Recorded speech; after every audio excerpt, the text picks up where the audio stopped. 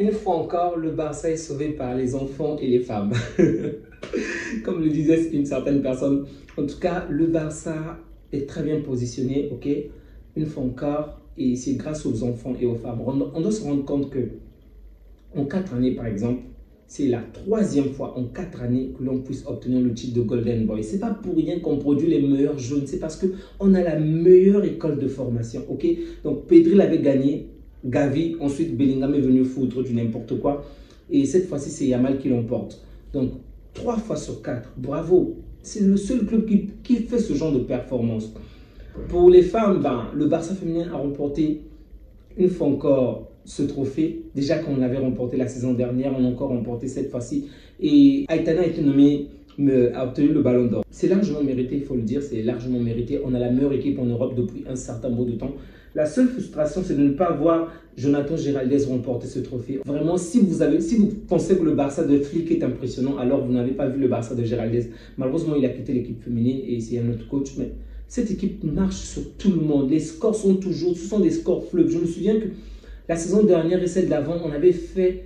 En fait, le Barça féminin avait joué plus de 40 matchs sans la moindre défaite, ok? Et c'était toujours 3, 4, 5, 6... des gros scores. Souvenez-vous qu'elle se plaignait même qu'il n'y avait pas assez de niveau. En fait, que le niveau était tellement bas pour elles. Elles sont tellement fortes. Elles gagnent facilement. Mais bref, c'est pas grave. On a donné à une autre femme, à une autre personne.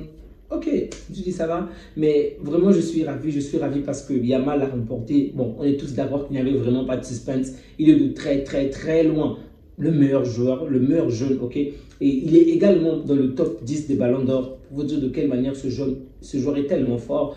Ensuite, Aitana, bon, il y avait un peu peut-être Aitana et les autres, ok? D'ailleurs, dans les 4 meilleures joueuses, le Barça a aligné 3 joueurs. Donc, il y a eu Aitana en première place, en deuxième place, une autre joueuse du Barça que je n'ai pas retenu le nom. Ensuite, une autre joueuse et après encore une joueuse du Barça. Donc, pour vous dire de quelle manière on est vraiment bien positionné pour le ballon d'or et autres. Donc, bravo. L'équipe féminine est la meilleure. Bon, pour les hommes, beaucoup de gens ont parlé du vol ou d'un quelconque massacre ou ne vont pas être d'accord avec cette décision, mais j'aimerais juste rappeler quelques petits points. Ok, bon, pour moi, personnellement, c'est compliqué. Vraiment, c'est compliqué. Je suis partagé. Peu importe la personne qu'on devait donner le ballon d'or dans ce top 4, sincèrement, ça ne m'aurait vraiment pas offusqué. Ok. Commençons par Vinicius, puisque de telles personnes pensent que Vinicius le méritait. Et moi aussi, je pensais d'une certaine manière qu'il le méritait.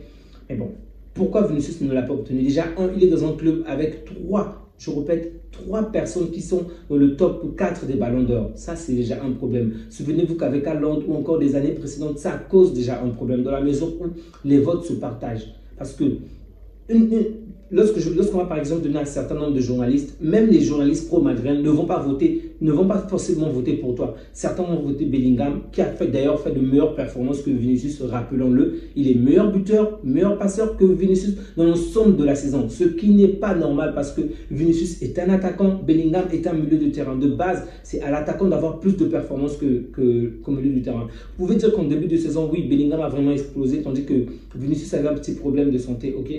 Mais après, il est revenu, il a eu énormément de temps, énormément de matchs. Il n'a jamais battu ce record-là. Il a eu un nombre de buts très faible. Souvenez-vous qu'aujourd'hui, il figure dans le top. Il est le deuxième, ok. Il figure dans le top 4 des ballons d'or, alors que Messi, avec les mêmes performances au Paris Saint-Germain, n'a même pas figuré dans le top 30. Donc, je répète, hein, les mêmes buts, le même nombre de passes décisives. Messi n'a même pas figuré dans le top 30. Ça ne nous a pas offusqué, ok. On a compris, on avait laissé passer, bref. Vinicius, ok, pourquoi il figure aujourd'hui? C'est parce qu'il L'Oréal a remporté la Ligue des Champions, parce qu'il a eu à réaliser des performances vraiment, il faut le dire aussi, décisives pendant certains matchs, mais ce n'était pas dans l'ensemble de cette Ligue des Champions, ok. À la limite, Rodrigo également a apporté sa main à l'édifice, et même lui, malheureusement, on ne le voit même pas. Vous comprenez, il y a certaines décisions qui sont à revoir. Par exemple, le fait que Rodrigo ne puisse pas participer, ne puisse même pas être dans ce top 10 alors qu'il a fait des choses tellement exceptionnelles. Pourquoi il n'est pas là? Parce que certains joueurs autour de lui attirent toute la lumière sur eux. C'est ça la vérité. Donc, Vinicius ne pouvait même pas obtenir le ballon d'or parce que les votes, rien que les votes, là je parle même des pro-madrilènes. Je ne vous parle même pas des personnes impartiales. Je parle juste des pro-madrilènes. Entre eux, c'était déjà partagé. Un certain nombre pour Bellingham, un certain nombre pour Carvajal et un certain nombre pour Vinicius. Premier point. Deuxième point, je l'ai parlé en termes de but. Il n'a pas staté. C'est un buteur, il est censé stater. Au pire des cas, réaliser des passes décisives. Même lorsque Messi n'était pas le meilleur buteur, il était généralement le meilleur passeur ou le second meilleur passeur.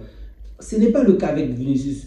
En Copa, ce n'est pas le cas. En Ligue des Champions, ce n'est pas le cas. En Championnat d'Espagne, ce n'est pas le cas. Dans aucune compétition, on voit Vinicius être meilleur buteur, meilleur passeur. Vous allez me dire que ce n'est pas tout. Je suis totalement d'accord avec vous. Ce n'est pas tout, mais ça joue énormément. Et lorsque tu as dans ton camp de nombreux joueurs comme Bellingham, il est très loin en Euro jusqu'en finale. Et d'ailleurs, rappelez-vous un excellent but qu'il marque en finale. Ben, personnellement, s'il fallait même voter entre Vinicius et Bellingham, j'aurais choisi Bellingham. Sincèrement, j'aurais choisi Bellingham parce qu'il a non seulement réalisé les stats, mais il est allé très loin en compétition internationale. Tandis que Vinicius, de son côté, ben, c'est en quart de finale qu'on a éliminé le Brésil. Et il n'a pas été fameux. Il faut le dire, il n'a pas été fameux. On peut se dire que oui, avant, il avait une certaine blessure, mais au final, toutes les fois qu'on parle de lui, il y a toujours quelque chose pour justifier un certain point. Ok, il y a des choses qui ne viennent pas forcément de nous, il y a des choses qui arrivent qu'on ne l'a pas souhaité, mais c'est aussi ça le foot, malheureusement. Ça se comprend, c'est quand même difficile, mais souvenez-vous que si tu avais fait de très bonnes performances en Ligue des Champions, ok, précision, si tu avais fait de très bonnes performances en Ligue des Champions, même s'ils n'ont pas remporté la Ligue des Champions, Rodri avec ses copains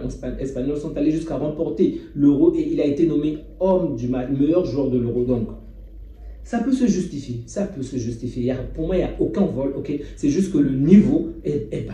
C'est la vérité. Pour moi, le niveau est bas. Lorsque je pense aux performances, lorsqu'il y avait CR7, Messi et les autres, on pouvait parfois se plaindre du vol parce qu'il y avait une véritable rivalité, ok?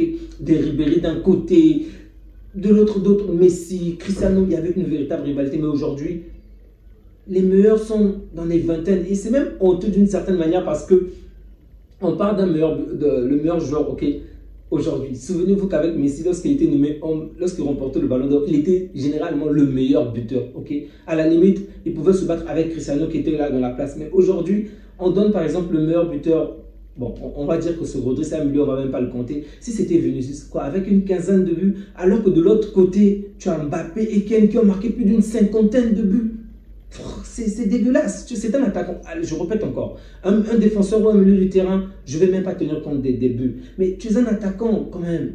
Ailleurs, on a donné les trophées des meilleurs buteurs à des gens qui ont marqué plus de 50 buts. Tu veux remporter le ballon d'or avec une quinzaine de buts.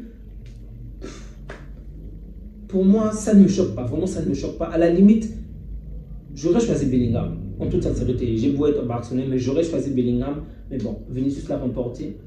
Ok, excusez-moi, Rodri l'a remporté. Ok, c'est la vie, c'est le foot. Les amis, on va s'arrêter là, ok? Prenez bien soin de vous ainsi que de vôtres et que Dieu vous garde. On se dit à bientôt.